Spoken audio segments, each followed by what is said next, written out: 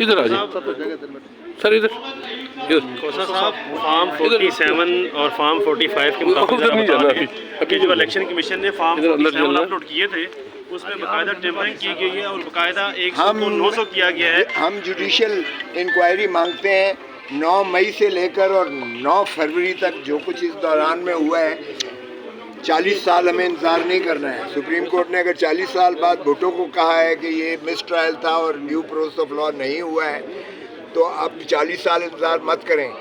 یہ قوم کے ساتھ کھلواڑ ہوا ہے، ملک کے ساتھ کھلواڑ ہوا ہے، آئین کے ساتھ کھلواڑ ہوا ہے۔ اس میں بالکل ہونا چاہیے کہ عوام کی امنگوں کو، عوام کی خواہشات کو، عوام کے فیصلے کو مسترد کر کے اس انداز سے گھس بیٹھیے۔ وزیر اعظم بنا دیا ہے اور بندر بانٹ ہو رہی ہے ریاستی عہدوں کی۔ اس کی ہم نہ صرف بھرپور عوام کے خلاف یہ ایک غم و غصہ اور غیظ و غضب کو یہ انوائٹ کرنے کے مترادف ہے۔ یہ کوئی ملک دشمن ہی ہو سکتے ہیں جو اس قسم کی حرکتیں کر رہے ہیں۔ اس کا بھی جو ہے ہونا چاہیے ذمہ دار کون ہے، تاکہ جو بھی ہے اس کا، جس نے آئین سے کھلواڑ کیا ہے ان کے خلاف کارروائی ہونی چاہیے۔ اور یہ گونج جو ہے پارلیمان میں بھی آئی، اس کی تائید ساری سیاسی جماعتوں نے کی ہے۔ جوڈیشل کمیشن بننا چاہیے اس بات پر بھی۔